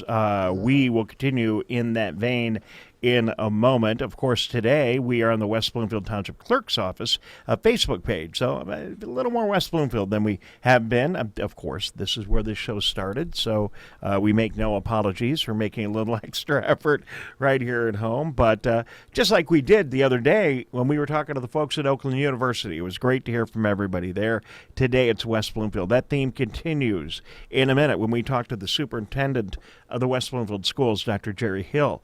Will be joining us via Zoom in just a moment. And then we'll get a little bit more of a county-wide perspective on things. Mike Gingell joins us, Oakland County Commissioner of the 1st District, who represents Orion Township, the Village of Lake Orion, Auburn Hills, Lake Angeles, and Independent Township, as we head a little bit north in Oakland County in a couple of minutes. We're going to take a quick break. We will be right back. This is the Megacast. Dr. Gerald Hill from West Bloomfield Schools joins us next.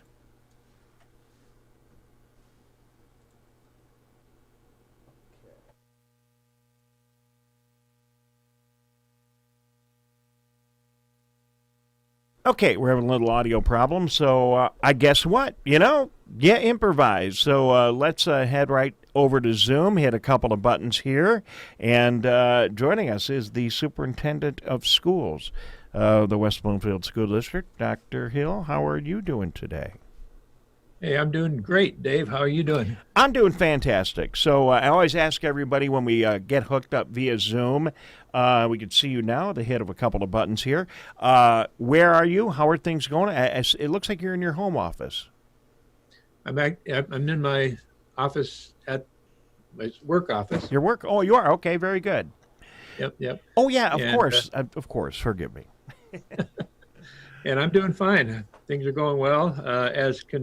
Under the circumstances, they're going real well. So how about you? I'm doing great. And, as I've told, and we've been having, this has been like the superintendent broadcast here on the Megacast. We've been talking to so many superintendents over the last couple of weeks, and why not? Because what you guys are doing is amazing. The school districts have been doing a fantastic job educating, communicating, feeding, getting ready for summer, and so on and so forth. There have been so many different areas that you have had to focus on.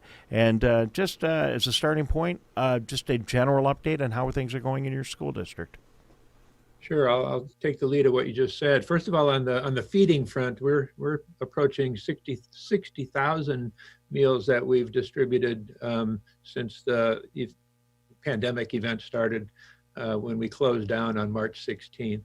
And I just need to give a big shout out to our food service team, all of the support staff that are helping on those distributions. We're distributing food at Roosevelt Elementary School and from Orchard Lake Middle School. And we have teams of paraprofessionals and obviously our food service staff and administrators helping out on that effort. So it's been fantastic.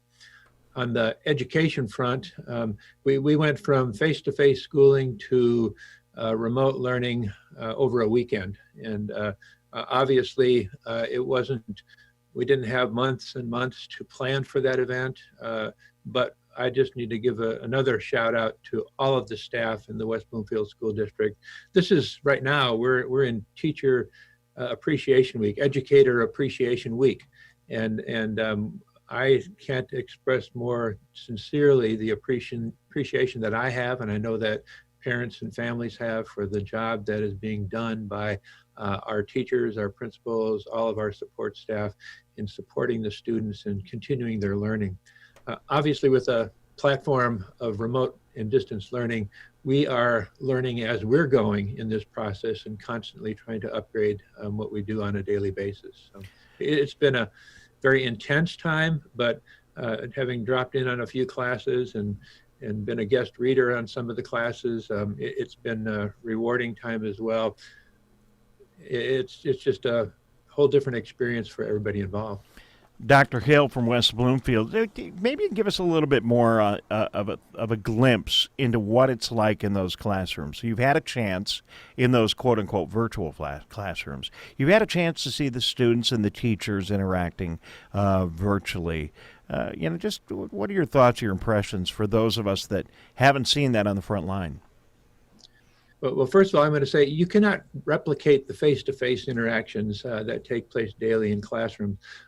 Zoom is a platform that we're using. We're using some other platforms as well. In those sessions, the students will join the teacher, and there are planned activities or discussions taking place. And in between sessions, there's a lot of independent work that students are doing. So the teachers have to shift their mindset of what a lesson is, and that's one of the bigger challenges, because our teachers are learning the nuances of distance learning as we're going.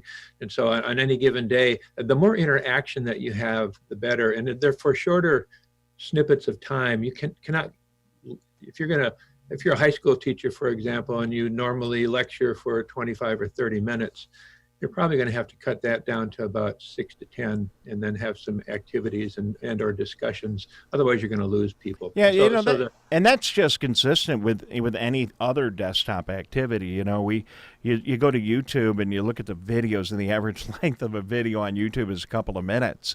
So it is harder to hold the attention span. It's undeniable. There are other distractions in the environment where the students are working. It is, and I, for example, I'm the president of the Rotary Club in West Bloomfield, and we have meetings, and I've noticed the more successful meetings are where there is more planned interaction between the participants and the presenters, rather than a PowerPoint that goes on for a half an hour, for example. So you need to just be attuned to the new media as it can be helpful, but there are also some challenges to it, that we don't need to replicate what we do in a face-to-face meeting and try to replicate 100% what happens online. That's not it's not possible. Well, Dr. Hill, it's really good advice, and I'm glad I asked, and thank you for taking the time to tell that story, because that just doesn't impact education. Everyone watching today, everyone listening today is having Zoom meetings. They're having Zoom meetings, to keep their business running. They're having Zoom meetings with family, and it's different. There's upside and there's downside. In my family, maybe with folks that as well, I've actually been talking to them more, and we've had more connections with our family that are scattered around the state of Michigan, and we've been able to communicate. But, with some of our Zoom business meetings, I do see people fading away. Maybe they're on their cell phone, or the other distractions, or something else is going on, or they might have minimized the window on the computer and they're doing something else. So you're right, taking these things and putting them in maybe 10 or 15 minute bundles, or even shorter, it seems to be a better way to communicate in this environment. Is that what you're saying? Yeah, and that's true with students, and it's true with adults as well. I just came from a principals meeting. It was an hour-long meeting, and there was a lot of interaction. The segments in the meeting were no more than 7-10 minute presentations, if you will, but there was a lot of dialogue, a lot of interaction, and without that, you don't watch TV that long without distracting. You're not going to tune into a meeting that long, although the subject matters of the meetings are very important, but we just need to be respectful of that. There was an article I read recently, Crystal Jabirov, she's a teacher at Orchard Lake Middle School. And I think the article said we need to go from crisis schooling to remote learning. And her point was, we made the switch over a weekend and we went from face-to-face to virtual because we were faced with a crisis. And so now we are having crisis schooling. But what we need to do, and we're talking about this now for opening up in the fall, we need to think about more seriously or deeply, what does remote learning, hybrid learning look like, and how can we conduct those learning sessions and opportunities more effectively than in a crisis mode? Dr. Hill joining us from the West Bloomfield Schools. You are the superintendent of schools in West Bloomfield.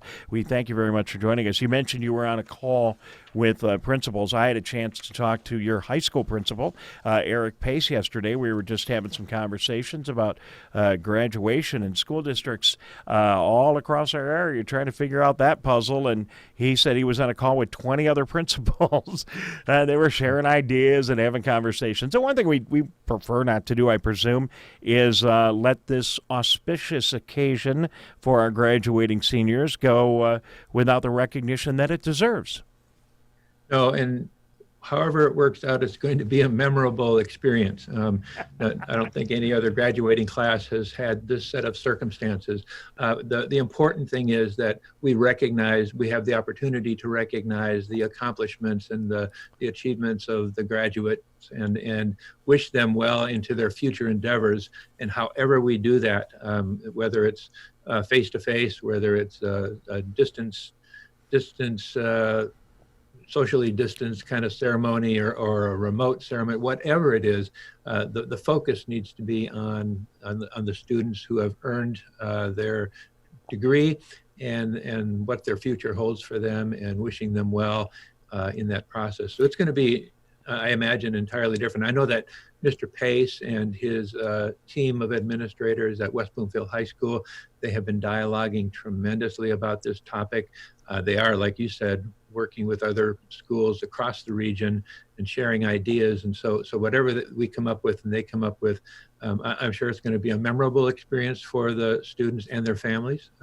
It just may be a different kind of experience. Well, I like that, and I know you're not trying to put a positive spin on it, although you are, but that totally makes sense. You could say, well, this is going to be really tough, but there's going to be an asterisk or maybe a smile on graduation 2020, and we're all going to look back at it 10 or 15 years from now and say, hey, remember that graduation? I was there. I was a part of it. We did it online, and I keep telling people, look what the NFL did with the NFL draft, and they really turned a mess into something amazing. The NFL draft, which they did totally virtually, looked different. They found a way to bring the homes of all of those graduating collegiate seniors who were going into the NFL, a way to capture that, put it on television. They were able to go into the homes of the head coaches, who we never see a head coach like, those guys are work. They're always in the office. They're always working. We never see them interacting with their family. We got to see coaches interacting with their family, being normal people. And I thought it made for the most exciting, interesting draft we've ever had. And the ratings played out. And the same thing with Saturday Night Live, when they, took Saturday Night Live across the country to the homes of all those individuals. So, yes, I agree. This is going to be a memorable graduation. We look forward to it. Yeah, one of the things that struck me about the NFL draft was the focus on the relationships with the players and their families and loved ones who were there to support them. And that's one of the things that we're focusing on in education today, is we realize that this is a really tough time for everybody involved. Family dynamics, the situations in all the households are particularly challenging right now. And we need to stay attuned to the environment that students are living in, and we need to be as supportive as possible. I know in the distance learning realm, teachers and parents are doing a lot of communicating because the parent role has changed dramatically. And when we look to the fall, we need to, how do we open an economy and still have students, if we have to have them all not at school at the same time, learning remotely, what does that look like? And we're developing a set of scenarios and plans for the future that take into account the family dynamics, the relationships building that occurs, and just a whole number of issues that and we have about 19 weeks to get ready for it. Right. And that's not a whole lot of time to do that kind of planning, but we're going to be ready for the fall. And we don't have an exactly clear picture yet what it will look like, but we do know it's going to be from the spectrum of face-to-face to totally remote, more than likely somewhere in between, where it's a hybrid kind of a model of teaching and learning. Well, Dr. Gerald Hill, West Bloomfield Schools, I like exactly what you're saying. You're right. The schools do not have the luxury that the NFL, a lot of other events, concerts, hockey, on and on and on. These other entities can simply cancel their activities. They would, I'm sure, do it reluctantly, but they can cancel. You are not going to cancel the 2020-2021 school year. So, your good friend, your now colleague and former principal at West Bloomfield High School, now the superintendent over at Bloomfield Hills, Pat Watson, he was on the show not too long ago. I might have already told you this. I got a great quote from him. He said, Dave, hope is not a plan. And I kind of like that, right? Hope is not a plan. So you got to put a plan together, and you don't know. Nobody can look into their crystal ball right now and say, this is what things are going to look like in September. So you and a lot of other, I think, equally brilliant people are putting plan A, B, and C together, and come the day one of those will get implemented. Yeah, and actually it's probably going to be a plan that has components A, B, C as a part of it. And because I have a feeling that we're going to be struggling with COVID-19 and the coronavirus for a while, and there may be waves, and we may have different kind of situations that pop up. And so we need to be prepared for any scenario that we're faced with, and do it in a way that is thoughtful for all involved. Yeah, and all of this against a backdrop of let's just be honest, unfortunately, dwindling dollars. There's going to be fewer dollars. I talked to Dr. Schwartz at Avondale not too long ago on the show, and I don't know where he got this number, but he said, we could lose, and maybe he was just, spitballing it, but he said we could lose $500 a student from the state. No one knows what those numbers are, but whatever the number is, you're going to likely be getting less money down the road. Yes, and the reality is, to do what we're talking about, the various scenario development, it'll take more resources, not less. And so I think the political conversation that needs to be going on, that is going on in our country right now, we have support from the federal government on 2 or 3 major pieces of legislation that have come out recently. And I'm a strong advocate for taking a look at the state and local government support that needs to come. And I hesitate to use the word bailout, because bailout implies that these entities, school districts, police departments, governments, did something wrong, where, as a matter of fact, we are all fighting the same crises, and we need to do it in a thoughtful and cooperative and team-like manner. And so the federal government assistance through this crisis, and to backfill, if you will, the revenue losses that are naturally occurring at all the states. Sales taxes are down, for an example, in Michigan.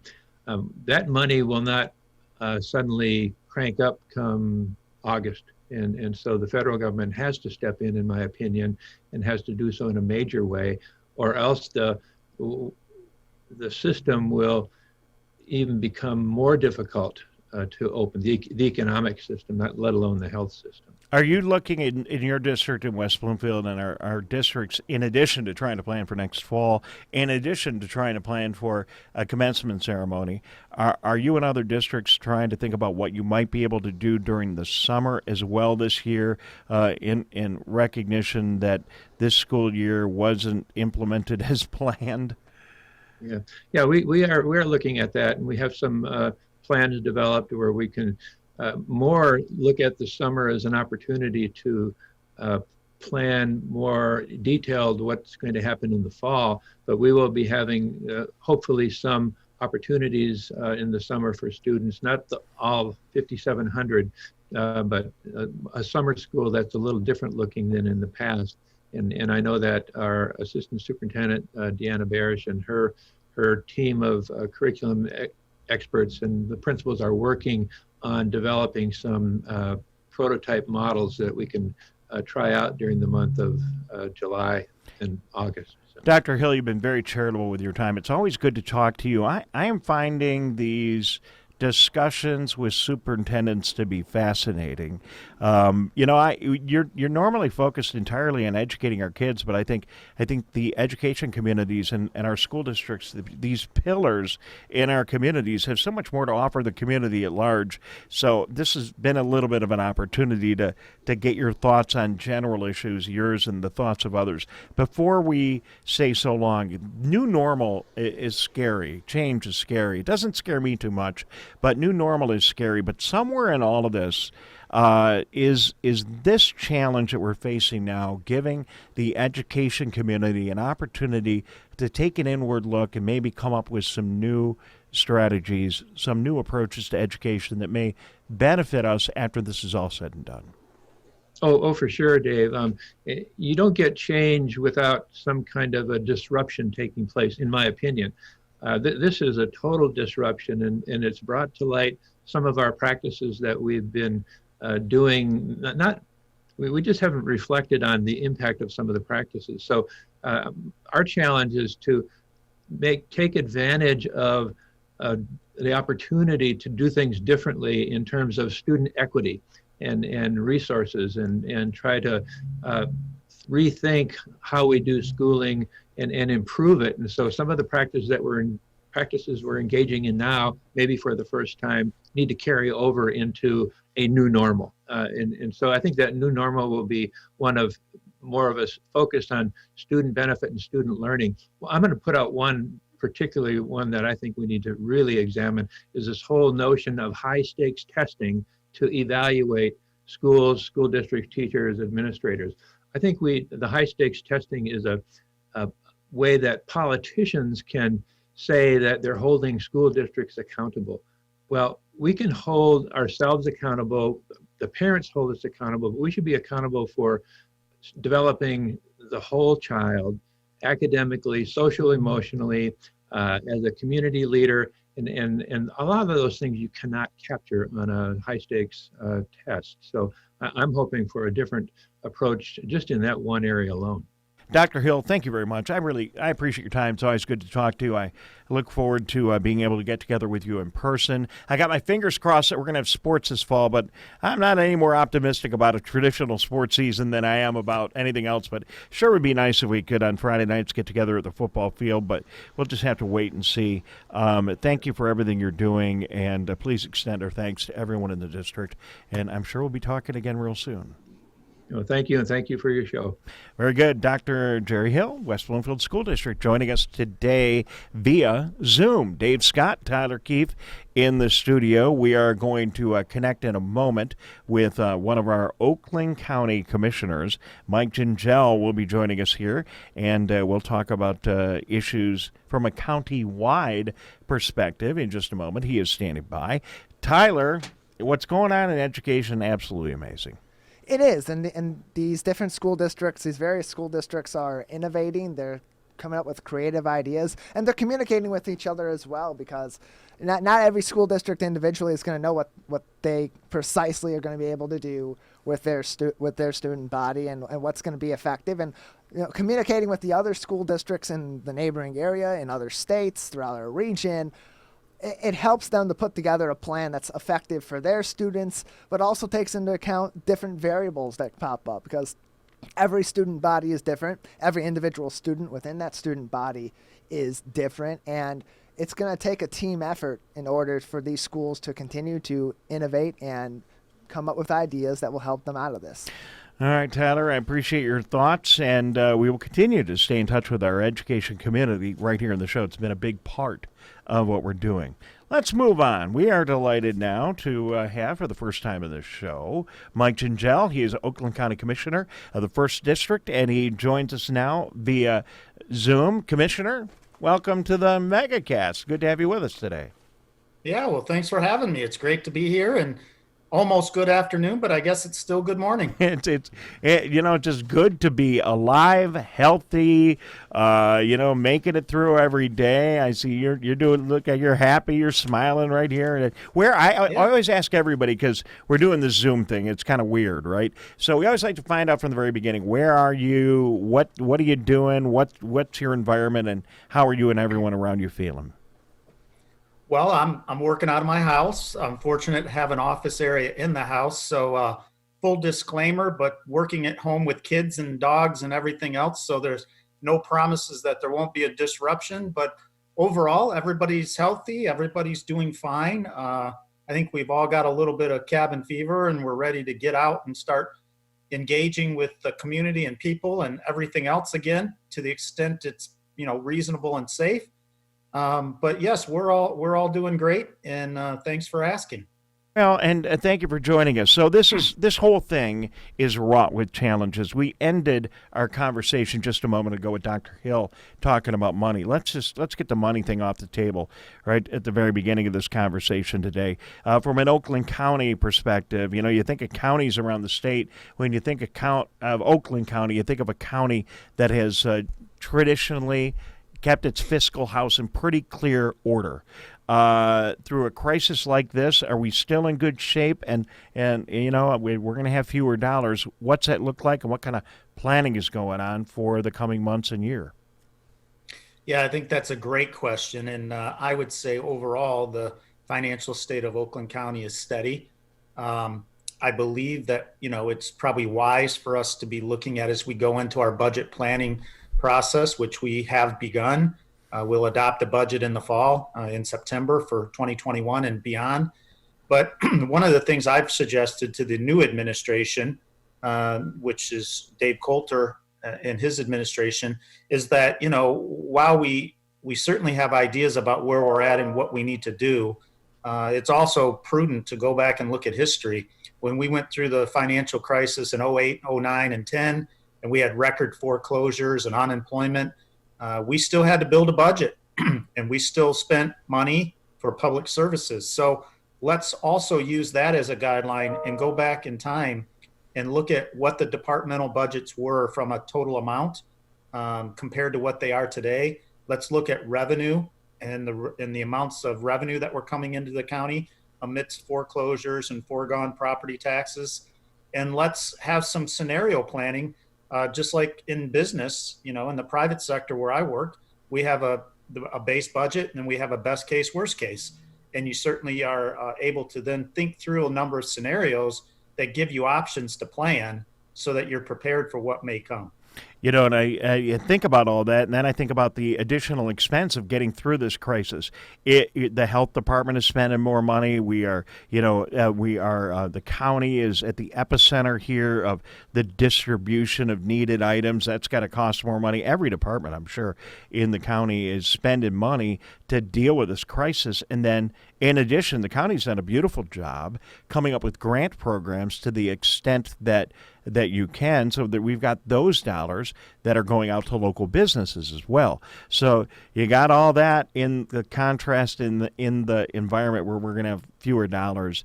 You know what? I always wanted to be a county commissioner, but not right now. You could do that job. Well, I'm in my 14th year, so my 7th term.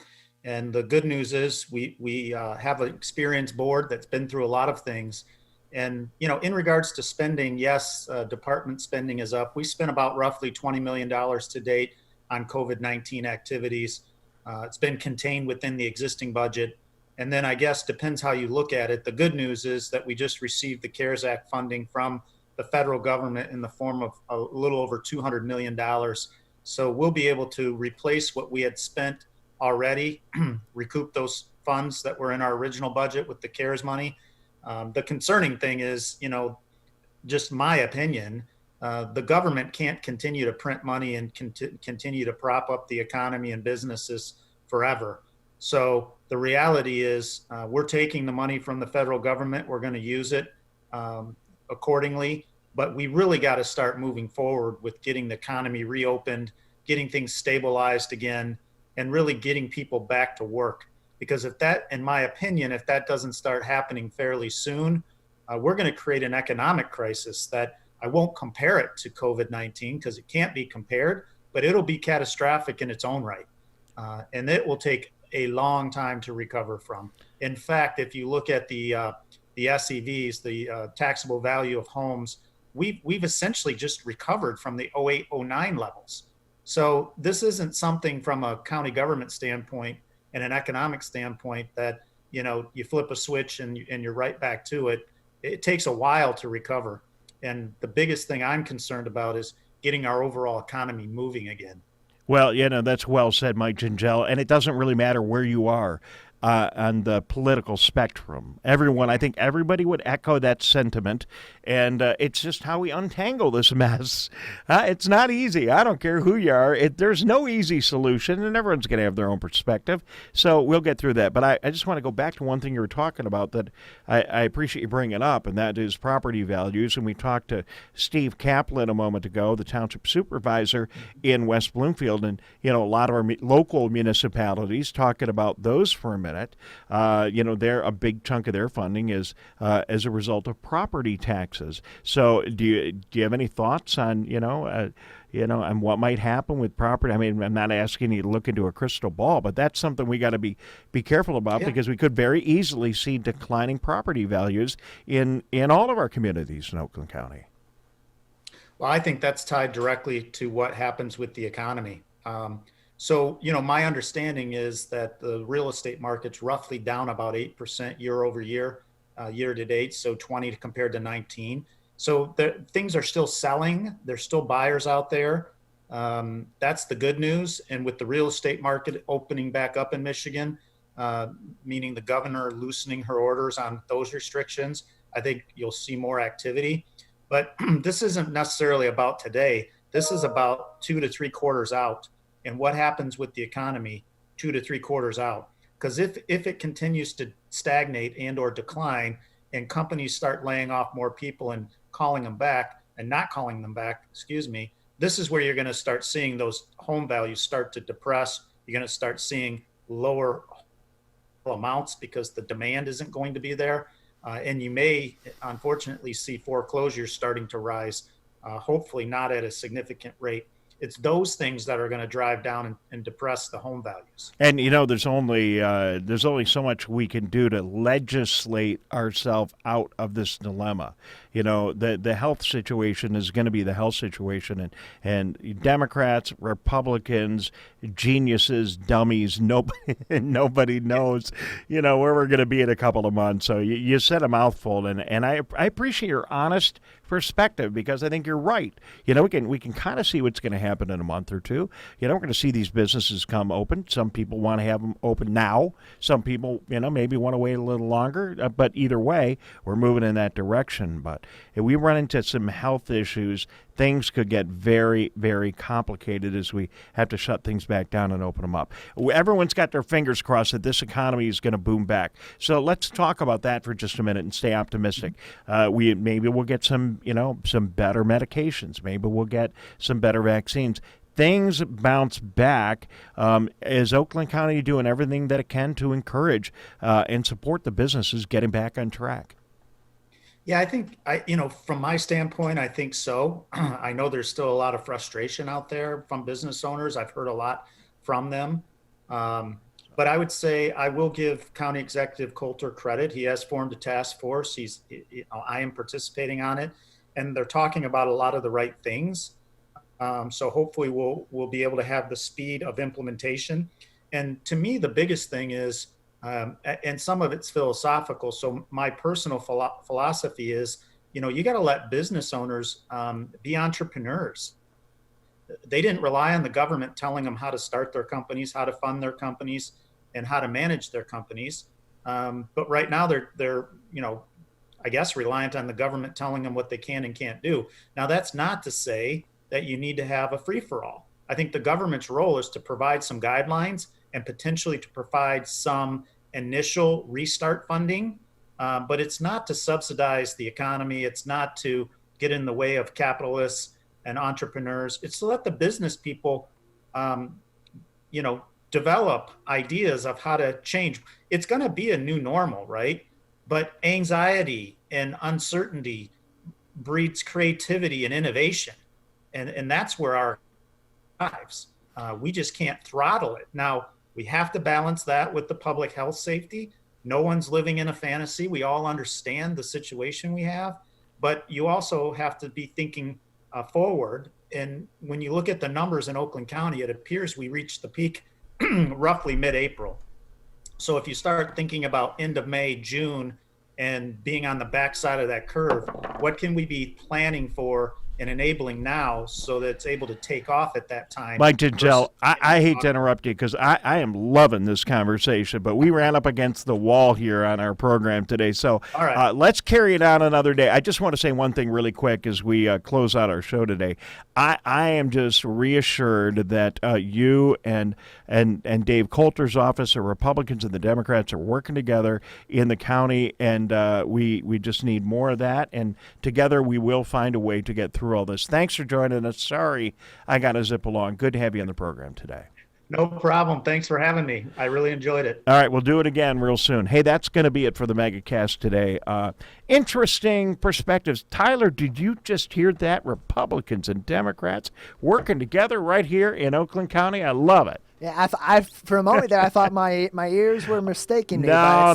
Thanks so much. That's a great job. We love seeing that happen. Hey, we got to go. Thank you for being a part of the broadcast. Thanks to all of our stations, Civic Center TV, and everybody along the way. We will see you tomorrow at 10 o'clock live right here on the Megacast. Have a great day.